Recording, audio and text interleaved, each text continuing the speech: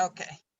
All right, here we go. I'm just repeating now what I had said previously about the, this is the certificate that I found that's honoring the club for 50 years back in 1998. I see. How much?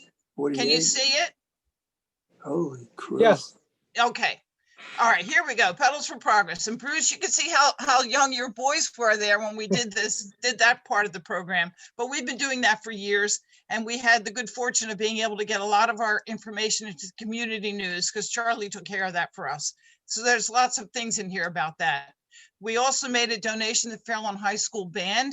This tractor, you can't read it, it's very dim. It says Fairlawn Rotary on the back. That's a tractor they use to pull their wagon for their heavy equipment, their percussion equipment and things for their bands. We do a lot for the schools, as you probably know. We used to do Project Graduation. I think we still support that when they have that. This is, you can't read it, but it's very blurry, but this is a resolution from the Board of Education thanking the Rotary Club for their many years of service to the district, the schools, the high school, the elementary schools, all the schools in the area. 98. Yeah. And then we did a project with Habitat for Humanity. We've done that a few years, and Glenn was the one who helped us arrange those. And they gave us this Golden Hammer Award, just a certificate saying that we were in their What the corporate trumpet's gonna challenge. do? Gonna work for Marty, Habitat. will you mute yourself, please? And we have Rotary Grove, which is over by the Memorial Park and Pool, our flagpole in memory of John Acashian, the table in memory of Lou Kirshner, I think, and then the swing and the reading area that we put in there.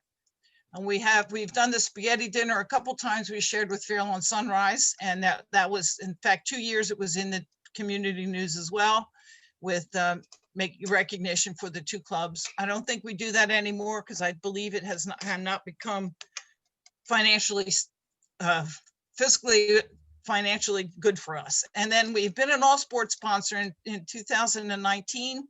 We received a recognition for being a sponsor for 25 years for the sports teams in town. And we have participated in the summer reading program at the library for several years. And when Katrina hit the Gulf Coast and did such a disaster there, we had a concert at Thanksgiving in 2005. And the proceeds from that concert were donated to the Rotary Club of Grand Isle, Louisiana, to help with the disaster relief in that area. And the Children's Therapy Center was Carolyn Garofalo, who was the director over there, was a member of our club, and we donated this table there. I think it's like an examining table for one of their rooms in case they need to have the children looked at the time. And we went over to make a photo op to see the donation that we did for them. And this is our old clock. I unfortunately don't have any pictures of the new clock. This was donated in 2010 in front of the library to the community. And this one doesn't exist anymore. This is the one that was knocked down and has been replaced, but there is a new clock there. And we had the dictionary project we've done for many years to all the schools, the third graders in all the schools in the town, and St. Anne's as well. And the Opportunity Center, this was an hands-on project in the time of COVID. We painted the lines in the parking lot, the community center, the Opportunity Center. And Glenn engineered that for us. He has the line painter that he borrowed from his church, and we did some work there on a nice sunny afternoon. And Hooray for Helmets is a project that we've been doing for about 15 years with the police department. And this year, Jeff gave me the suggestion that instead of doing Hooray for Helmets for bike riding, we could do Hooray for Helmets or Hooray for Masks for people that were seen wearing, children that were seen wearing masks, being socially distant and careful. And I did send out 13 letters of request for help with that, and I did not receive any responses. And I can understand that at this time, it's kind of financially difficult for people to give away things for free. A lot of these companies and organizations are hanging on by their fingernails. So we didn't get any response to that, but the police department was on board. They were willing to work with us, but nothing came of that. And then, of course, Project Real. Thank you, Grace. This is all the pictures that she sent us of all the donations that have been made to the schools in the area. And obviously, they're welcome by the note that she read to us. Then, as you've all heard of Rotary District 7490, that's our district. Rotary clubs are grouped into organizational areas called districts. The purpose of the Rotary District is essentially to help support the Rotary clubs. Our district is Bergen, Passaic, and Hudson counties. There are several projects that our club supports, which are organized by the district. And some of these programs that are district programs: Gift of Life, Alliance for Smiles, Disaster Aid USA, Family Military Assistance Center, Rotarians Combating Human Trafficking and Slavery. And then the district is very active and very strong, all the clubs and youth programs: Interact, React, Rotaract, Youth Exchange, RILA, and Scouting. And the district has awards and recognitions for the clubs and individual Rotarians. The Arthur Fenneman Award, which is awarded to one person per year in the district, is sponsored by the Maywood Club for a person who lives the objects of service above self. The Florida Community Service Award is sponsored by Paramus Club, and our club has received that award twice. Governor's Membership Trophy and the Vocational Service Award are both sponsored by our district. And we have district governors visits. When Irv Kleinberg was president, Gloria Counselor came, she was the district governor. And then when Joe Tedeschi was president, Dennis Miskowitz came as district governor. So we can have a district governor's visit every year, and we get to know what's going on basically in the district. And then we also have joint meetings, sometimes other districts. The District 7470 and 7490 had a joint meeting. I forget the year, but in 2006, when Carl Wilhelm Stenheimer was RI president. He was in this area of the country, and we had a joint meeting with that district to greet him.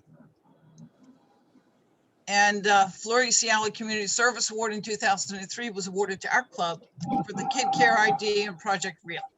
And this is a plaque that we have. And then again, in 2019, we received the Florida Seattle Community Service Award for our little libraries. We haven't received that plaque yet because we haven't had a meeting since we found out in person, but we will be getting recognition for that from the district. So thank you, Rob, for all your work on this. And then the Arthur Fenneman Award, I was honored with that award in 2007 by the district. And then, of course, Rotary International was founded in 1905. It's one of the oldest and largest service organizations. And of course, we all know the motto, service above self. And Gandhi has told us that the best way to find yourself is to lose yourself in service to others.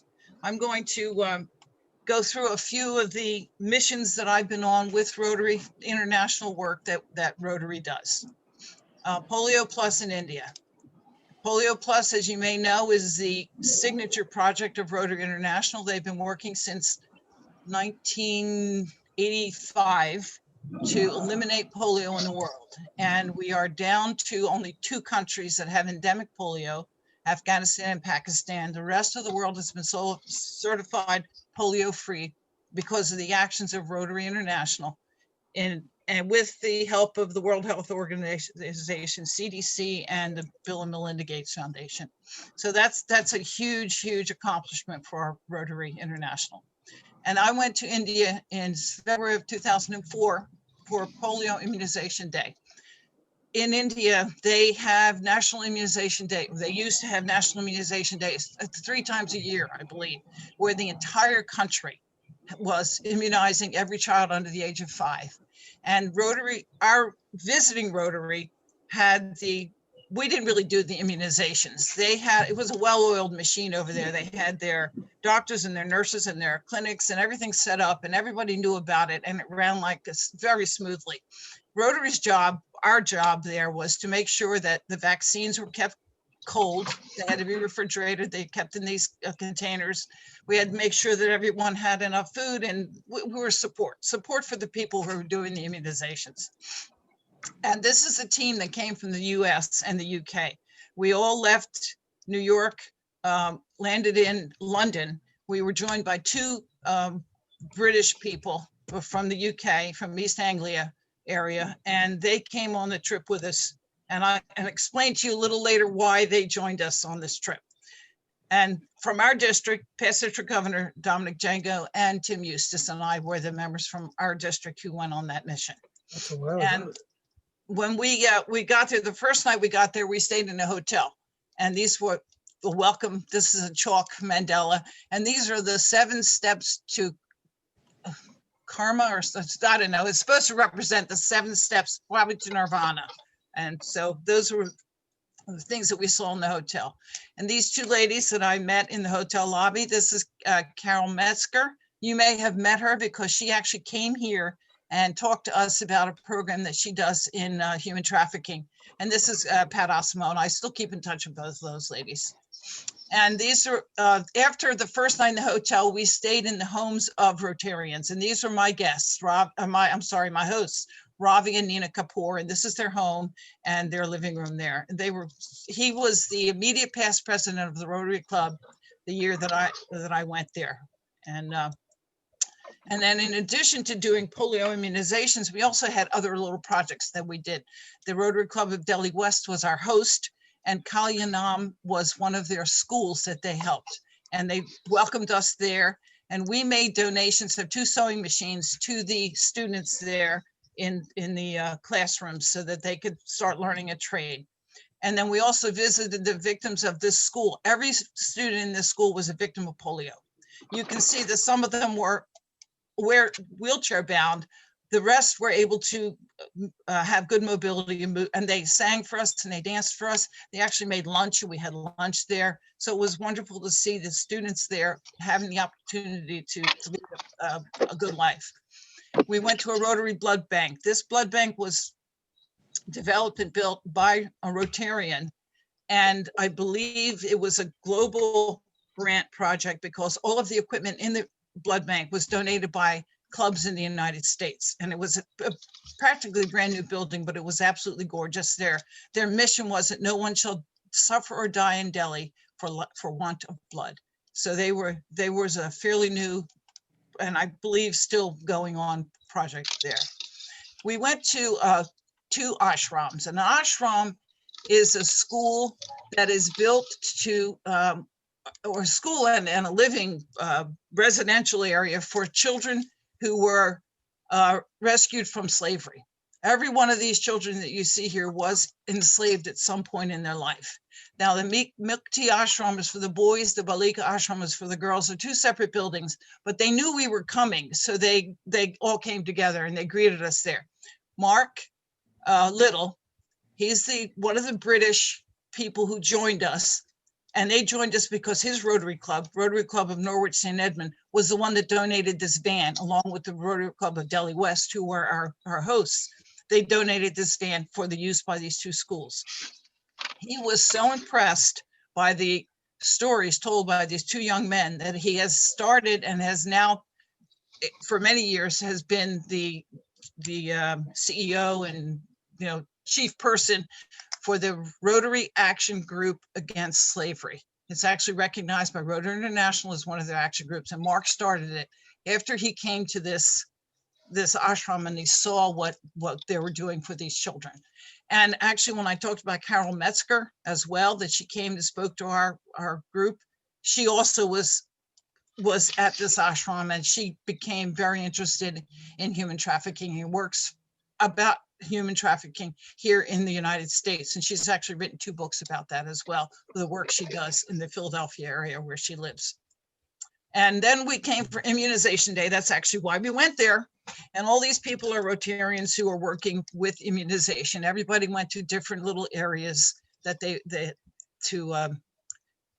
do their immunization. And we were in this little place is a clinic, and these were the people who were working there, the nurses and the clinic people who were working there. This is the inside where the kids came in to be immunized. You can see the container here that has the vaccine in it. All these students, a couple of them here, saw me with my camera, and they begged me to take a picture of them. So they all lined up so I could take a picture. And then I really liked, this is a grandfather that's coming and taking his little grandchild in to have the immunization. And I immunized 3 children in India. They always let us do 1 or 2. We didn't do all the immunizations, but we had to, we're given the chance to immunize these 3 little babies. And I thought that was wonderful. And then of course, as we were going on, this is what someone who unfortunately wasn't able to be immunized. And that's his fate in life, unfortunately. And then, of course, we took some time off when we went to the Taj Mahal. And, of course, I had to stop and take pictures. Walking down the street and seeing elephants. I mean, that's, I had my picture taken, and Tim was with the elephant there and walking down the street. And then we did go to the Taj Mahal. This lady here was our guide for many days. She helped us. We went around and saw many, many things in India. She was so knowledgeable about everything, the architecture, the history, the customs, the society. I mean, she really, really knew what she was talking about. And of course, the Taj Mahal, can't go to India and not see Taj Mahal. Absolutely gorgeous piece of architecture. Story is amazing. And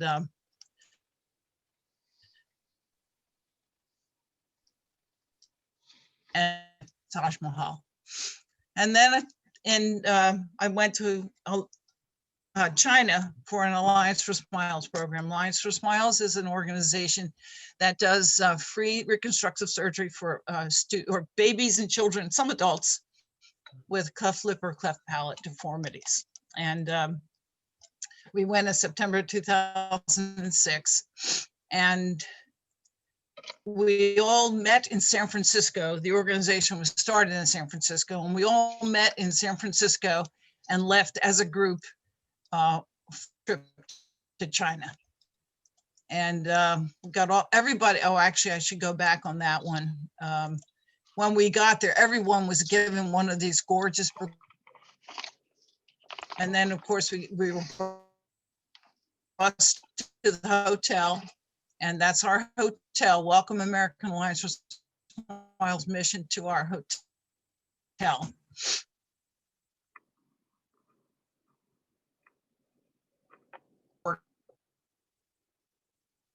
Working together with us. And I believe that back in this here are all, when I went there were hundreds of people waiting to be seen and evaluated. Master sterilizer, that was my role. I was in charge of emptying all these boxes and making sure that all the equipment got to the appropriate places, the clinics, the operating rooms. And we had 3 operating rooms running 5 days a week, 3 or 4 surgeries in every operating room. And essentially my job was, Linda Jones from the Park Ridge Club and myself were the only ones from our district who came. Linda was the person who talked to me about Alliance for Smiles and got me interested in it and told me she was going to China. And I said, well, I want to go too. So she sent me the information about how to sign up for the trip. This is an autoclave. This is where we sterilize the instruments. I worked with Tom Mack, who was a veterinarian. He was from Sao Paulo, California. I'm not Sao Paulo, Palo Alto, California. Oops, sorry, go back. And our job was to wash and sterilize all the instruments. And since there were 3 or 4 surgeries every day in every room, we were always washing and sterilizing and restocking the operating rooms to make sure that the surgeons and nurses had what they needed to do the surgeries. And then Operation Rapid Smile is something that is, it's done by people who support Alliance for Smiles, handmade quilts. Every child or person that has a surgery is given a quilt to take home with them. And they're all made by Rotarians in this Rapid Smile organization. And of course, there were doctors and nurses together checking the babies and, doing all the evaluations. Linda was there with this family, very interesting family. Both this young man and his brother, both had cleft lip and cleft palate deformities. That's their mother. This guy was about 18 years old, but we said he was 14 because we were only supposed to be operating on children. Both of them had, and they lived way out in the country, you know, like hours and hours away. I think she said it took like 3 days for them to get there, you know, by the bus and the train and all the transportation. They didn't have to pay anything for the surgical procedure or the hospital stay. That's Alliance for Smiles mission. But she had to pay to get them there, the transportation. And she spent more money on, I'm embarrassed to say, she spent more money to get her kids to this hospital than I spent on souvenirs. To buy, I mean, for her, it was a real struggle in terms of getting money. She borrowed money from her family. She borrowed money from friends so that she could get her 2 boys to the clinic and then to get them to have their cleft lips repaired. And this young man was so old that he had such severe speaking difficulties that even the speech pathologist there had difficulty understanding what he was saying because of his cleft palate that he had for so many years. He just never really was able to speak properly. And these are some of the before and after pictures. This is not a very severe cleft lip. It's just a small cleft, and that child is probably going to be fine. This little baby, unfortunately, not only has a cleft lip, but has a severe cleft palate. There's nothing back there in the back of his mouth. So he's going to need multiple surgeries, probably 7 or 8. They fix his lip, and then when he gets big enough, they'll do the palate, and then they have to rebuild the jaw. He's going to need dental work. He's going to need speech pathology. So for some of these babies, it's a very, very long 7, 8, 9 sometimes surgeries that they need to repair their defects. And then this is the hospital ward. I didn't spend any time there because I was busy sterilizing instruments, but that's where all the families and the children were.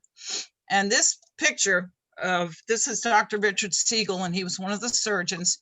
I don't know if you remember that Rotary International, I think they may still do, but I know they used to have a photo contest where you would send in any pictures from projects or your club or whatever, and for once a year. And then there was I don't know who judged them, other Rotarians, I guess. This picture won first place in that photo contest that year, the year after we went on that mission, of Dr. Siegel with the baby with the cleft lip. And then these were our interpreters. This gentleman was one of the hospital administrators, and all these young people there all spoke English, and they were our interpreters for the entire time that we were in the trip. And then you may remember Anita Stengel spoke to our club at one point about Alliance for Smiles, and she came for the closing banquet. That's Tom and I when we weren't dressed in our scrubs, and we had our closing banquet, and that's the whole group as we were getting ready to leave the program. And then I went with a water project in Honduras. Now this was actually a Rotary Vocational Service grant. The money we applied for the money through the Rotary District and got a grant to go to Comayagua, Honduras, and help with the water project. Now the issue, well, we arrived at the airport and we were greeted by some special emissary from the government who took us to see the vice president of Honduras. I can't remember his name, but we did meet with him that afternoon. And then we met with the government officials who were in charge of the water issues there in the community. And from our district, Callisto Burton, Joe Loreni, Ray Sawinski, and myself. And Ruben Rivera here is the husband of one of our former Rotarians, Beverly Rivera, and these other members are members of the officials. This gentleman here is actually a Rotarian from, he was a district in New York, but now he lives down in Florida. He's retired, but he also was an engineer as well. And we were, our club partner there was El Club Rotario de Comayagua, and they were celebrating our 30th anniversary when we were there visiting. And this was one of their meetings. So we sat around and we talked about what the project was going to be and what we were going to do and how we were going to help. And if Callisto Burton's an engineer, Ray Sawinski works the water department. And the first thing we did was go talk to all the members in the local water department to find out what the issues were. And essentially the problem in Comayagua is not that they don't have enough water. They don't have the distribution system to be able to supply everyone there with water. And this is one of the typical houses in the barrios. The barrios are like the outskirts of the city where the people who don't have any money live. These are where they live. They're dirt roads, rutty, hilly streets. This is what they have for water. The pila, which is their faucet, you can see here, there's like a faucet coming up out of the ground with actually a hose attached to it. And there's concrete sink out here. This is where they get their water, eating, drinking, washing, whatever. There's no indoor plumbing. And then they have this runoff coming off from there, open gullies of water, breeding grounds for mosquitoes and other types of insects and things that cause disease. And this is what they use for storage. And whenever they get water, they don't always have water every day.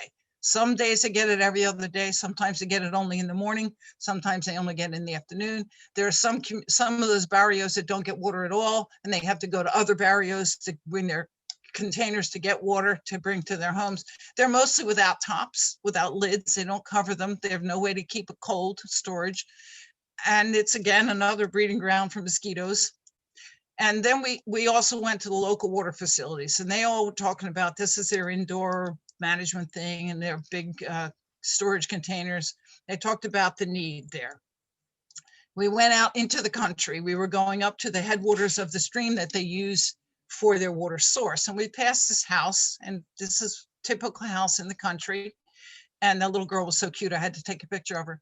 But I believe there's a Rotary thing here. No, maybe not. But anyway, they were so thrilled that Rotary gave them a latrine, because before they had that latrine, they had no source, no way of, hygiene.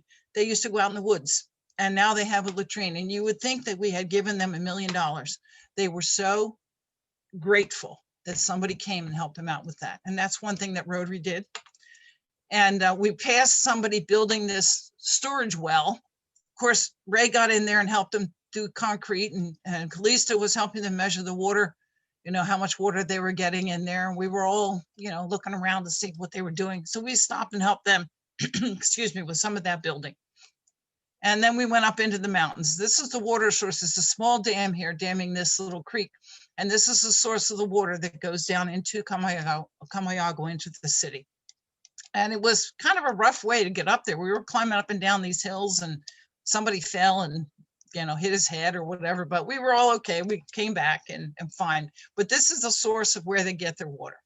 And what we were trying to do was help them to develop a distribution system so that more parts of the community could have running water.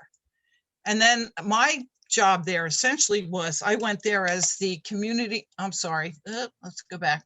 I keep bumping into things.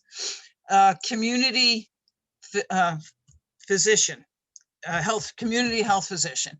And one day I went to the buildings outside of the hospital area where they do all of their lab work and their testing. And this Dr. Chaheen was the director of the hospital. And he was talking to us about what they do in regards to water and treatment for the water and help for patients in the hospital.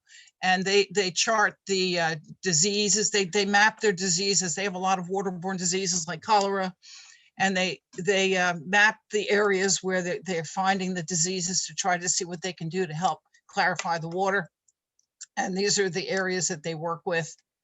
And then he showed me some of the studies they do. They test the water, and you can see that ones that aren't treated are very have a lot of bacteria growing, and then there's very little on the treated water.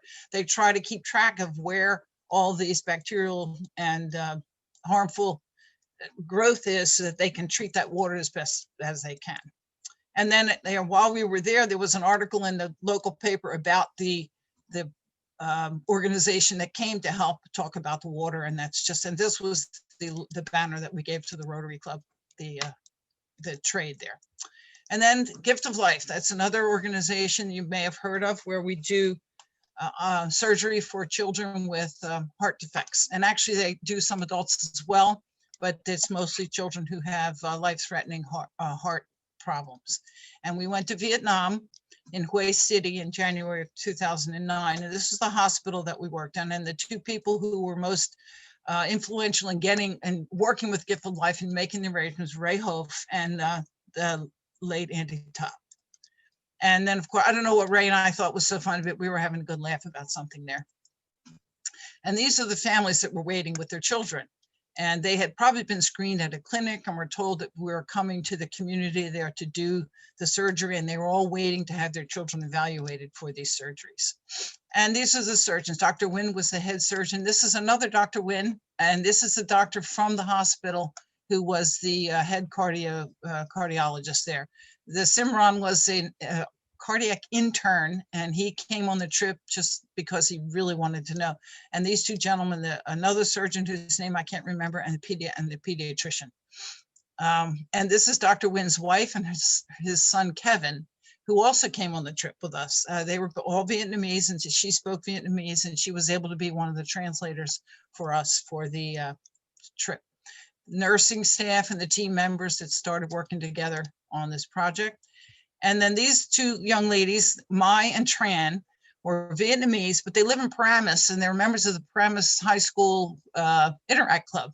They came with us as translators also to our trip. And there were patients, these after surgery, obviously the babies are anesthetized. They often come out of the operating room still on a ventilator until they stabilize. And they have very, very extensive surgery.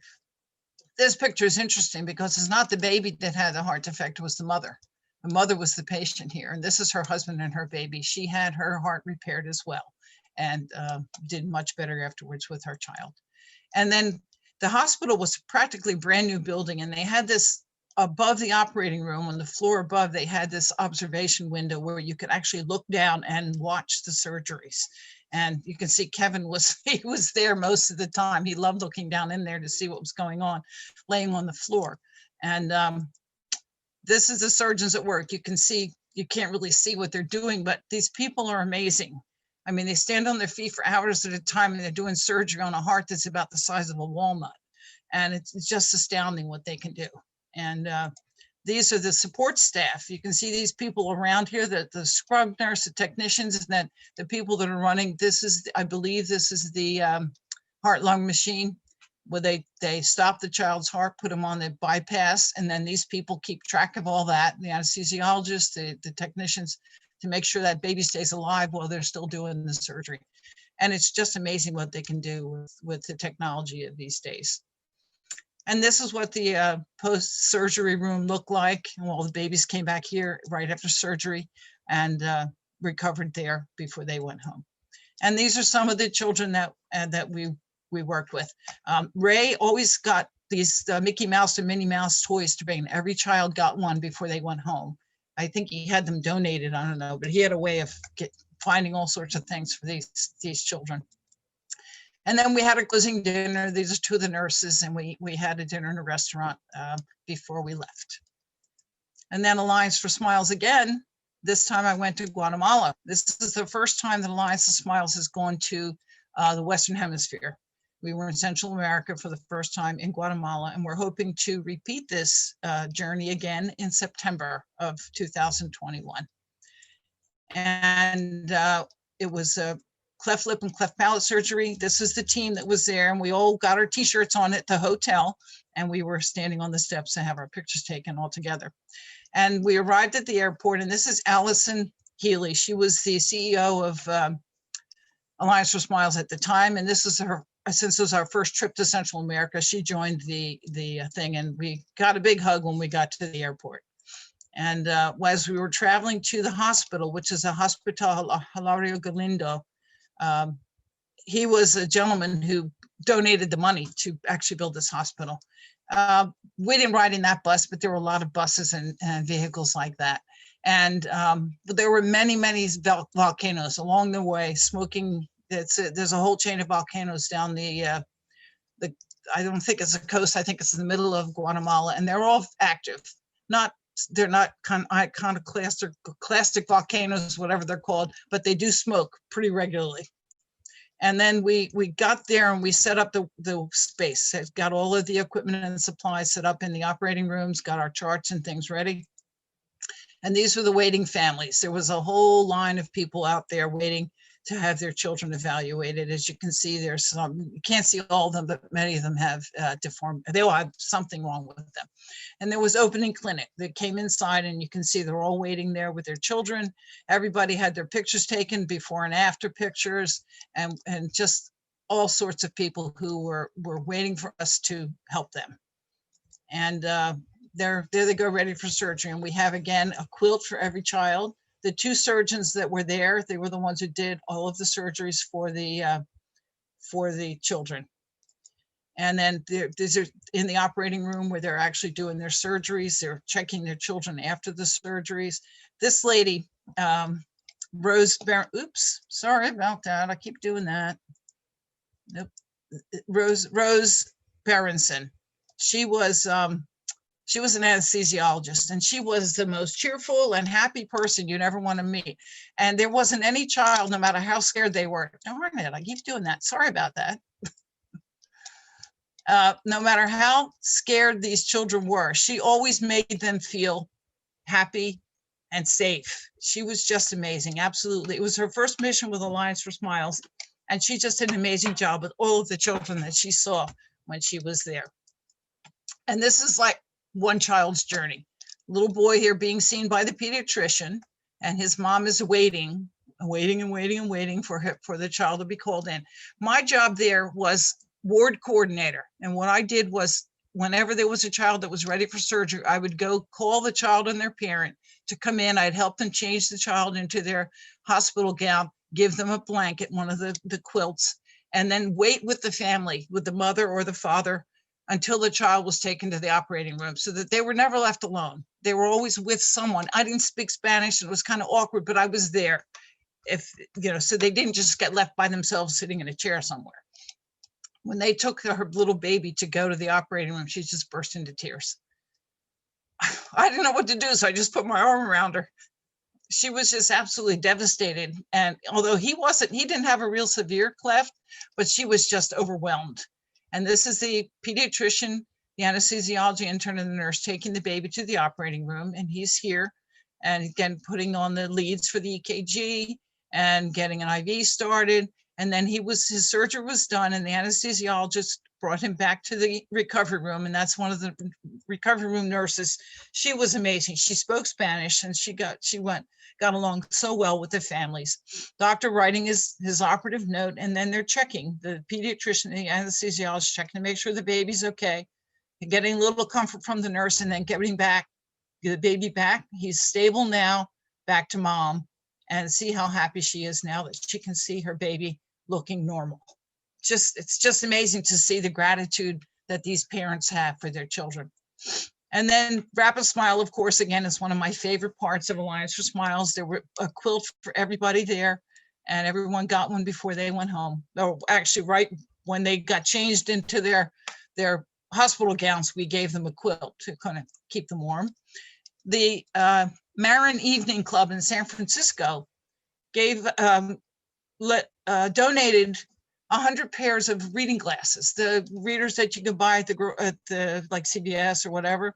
And Allison, who spoke Spanish, went out and spoke with all of the family members. There were as many as she could, and gave them glasses. She had them put on glasses and look and see, so that some of them could see a little better than they used to. They couldn't afford to go out and get their eyes checked, so that we donated glasses to them. There was a dental clinic, dental hygienist Dorothy. Every child was seen, was taught how to brush their teeth. They were given toothbrushes, toothpaste, floss, whatever's necessary for teeth. And she examined every child there. And some of them were pretty scared, but she had all sorts of things. She brought suitcases full of toys and little sunglasses and trinkets and things to give to the children. And every child had their teeth checked. And actually some of the parents did as well. And then thank yous and goodbyes. These young people here were our translators. They all spoke Spanish. Spanish and English fluently, and they helped us out. This gentleman was our cook. Oh darn, I keep doing that. Sorry. He cooked for all our meals three a day for us. And then everyone received a certificate. The head nurse, the floor nurse. This gentleman in the middle here was our bus driver. We had a van, and he drove us from the hospital to the hotel to the hospital and back every day. And these were all the kitchen help And Stan was our mission director, and Sergio here was the hospital director, and they're just being given out certificates. This young man, Daniel, was amazing. 19 years old, he spoke English fluently. He was a college student, and he took a whole week off so he could come and work with us for this project. And he could do anything. I needed a clipboard, and I said to him one day, Daniel, when you have time, could you try to find me a clipboard? 5 minutes later, he's handing me a clipboard. I mean, he was on top of everything. He was terrific to have around. Really, really nice young man. And then, of course, all work and no play. You know how that makes everybody dull. We had an extra free day before we were leaving. So we went to Antigua and we enjoyed ourselves and had some company and had dinners out and did some karaoke. And, we saw a young lady was celebrating her quinceañera on her 15-year birthday. And we enjoyed our company, went back to Guatemala City, and everybody left to go home. And Rotary International, as our district, has also recognizes clubs and individuals with several awards, one of which is the Presidential Citation, and another is the Service Above Self Award. Fairlawn Rotary Club has received a Presidential Citation twice, years 2002, 2003, and 2018-19. And that's a citation that comes from the president of Rotary International. Everyone has a list of things that they want the clubs to do. And when you qualify by doing specific, membership and projects and whatever, you receive a presidential citation. Our club has received it twice. And then, of course, I was honored and humbled to be chosen as a Service Above Self awardee. And that was in the year 2007. And that is the award that's given out to about 150 people in the world in Rotary clubs. And it's each district can nominate one person a year.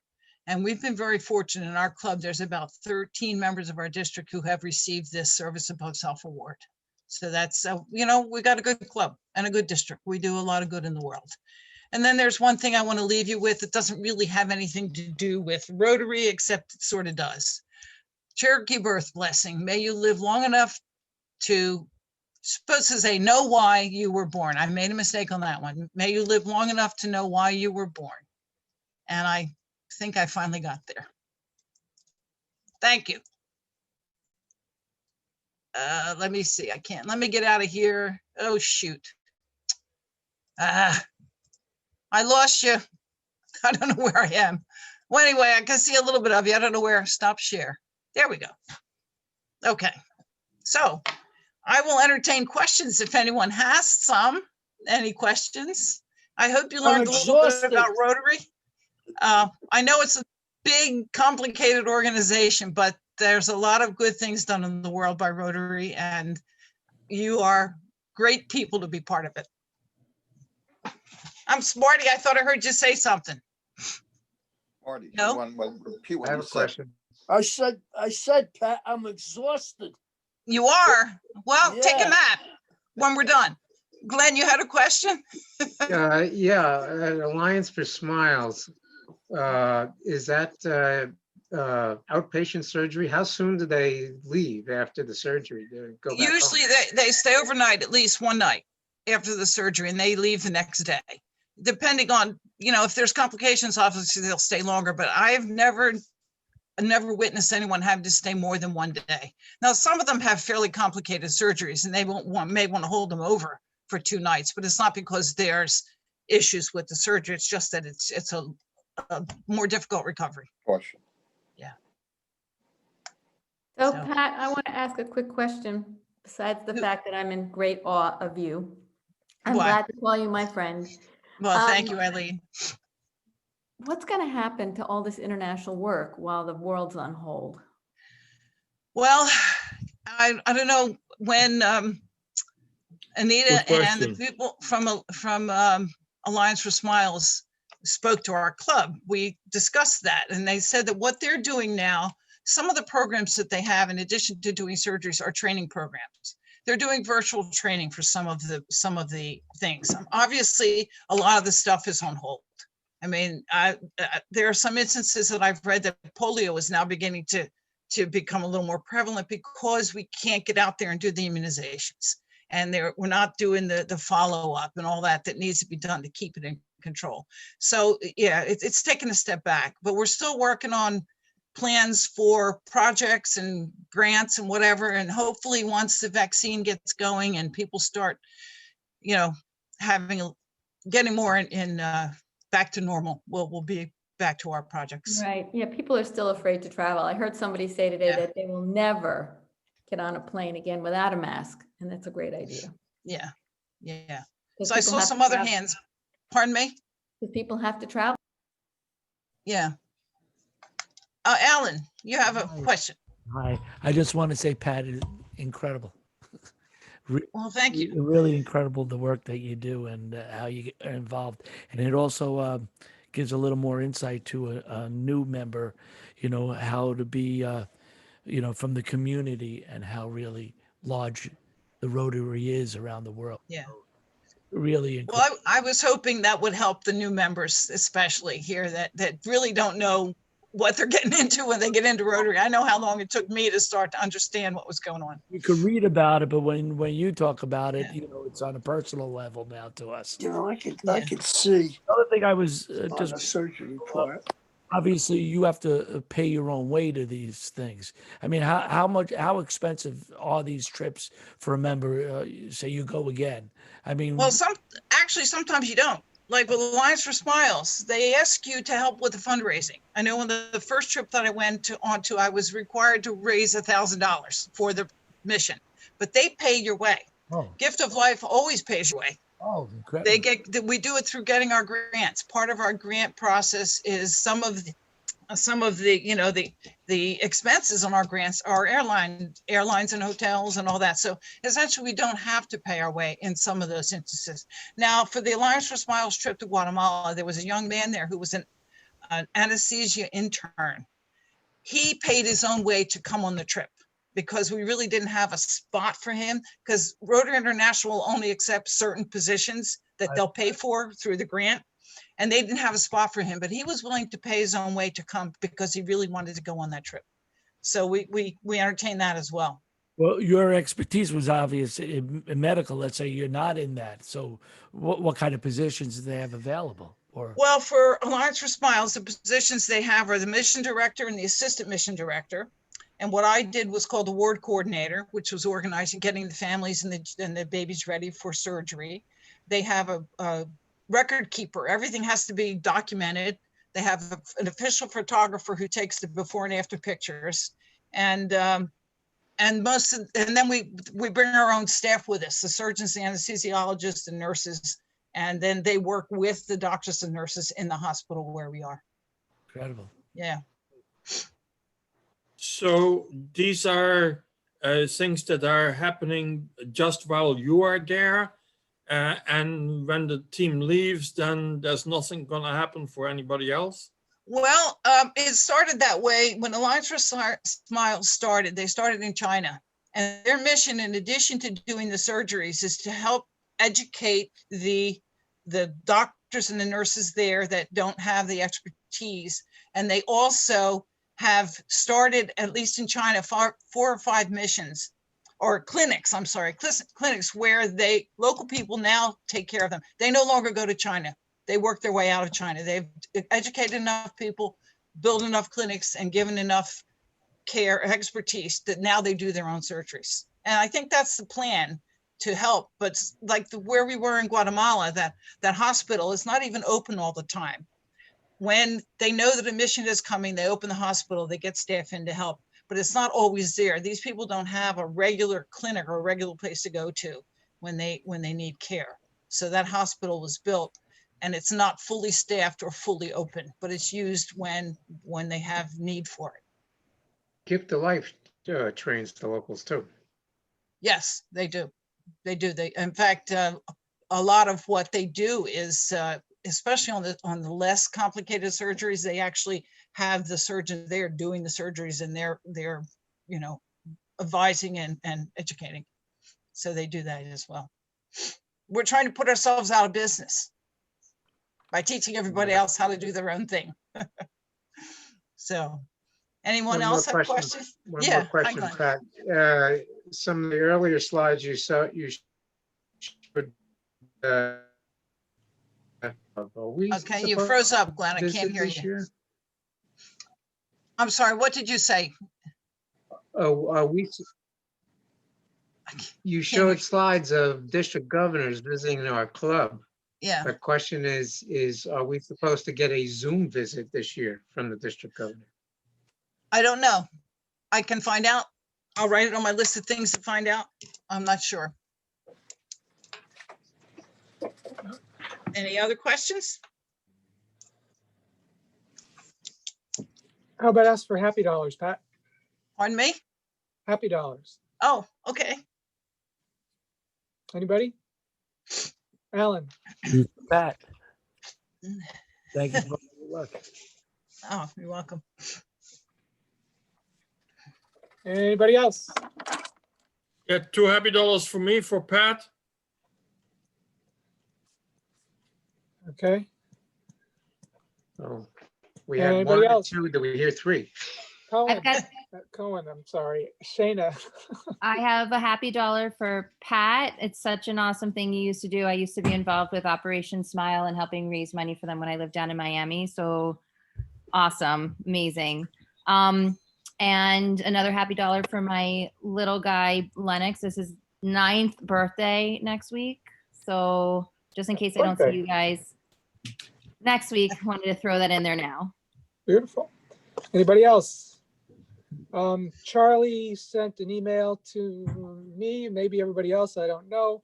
He's not here today, but he sends 60 happy dollars to celebrate he and Myra's 60th anniversary.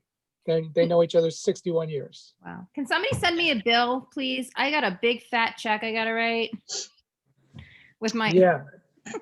So that's going to be Shayna at the end of the quarter. Is that okay for the happy dollars? For the happy dollar, okay, that's fine. Yeah, so Stu keeps track of that and then he sends us an email that says how much we Okay. all have donated. Anybody else? Glenn?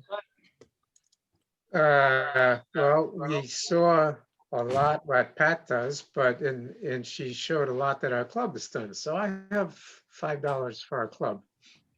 There we go. Anybody else? I see a hand, Jeff. Yes, I have a happy dollar for Pat. It's One- unbelievable. She has time to do all that, and she was working too, I guess, at that time. Yeah. And I have another happy dollar. My wife had a big birthday yesterday. I wouldn't say what number, but a big birthday. So that's 39 again? Yeah. the 41st anniversary.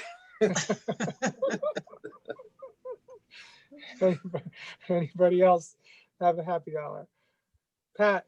I have a happy dollar. I'm glad to be a Rotarian. And I'm glad I finally grew up to find out what I wanted to be. There you go. Anybody else? I have a happy dollar. My lovely wife Eileen joined us today. Anybody else? Okay. Bonnie, you have your hand up. Yeah, I'd like to give 2 happy dollars to my friend Pat, but Pat has to tell me how.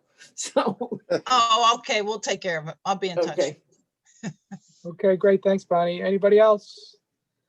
Okay, so we're out of here. Remember, there's a board meeting next week on Monday at 6 o'clock. And also remember that we have a meeting Friday at 5 o'clock as a, what do you call it, Jeff? It's a Happy Yeah, hour. happy hour. All right, And we need Jeff and people for Glenn our all happy can show hour. up, but we're all invited. So Hey, you gotta come. We've been looking at the same people every week. yeah, Stu usually sends out that is that a problem? request. No, not really. So anyway, we hope to see more of you tomorrow. So have a great day and we'll see you all next week. I gotta go. Han? Oh, Han, I'm sorry. No, Yes. I need to talk with Han for a minute. Oh, Why don't okay. just click on your thing and I'll join you later. Okay? Bye. On your everyone. invite. Bye. Bye-bye. Bye.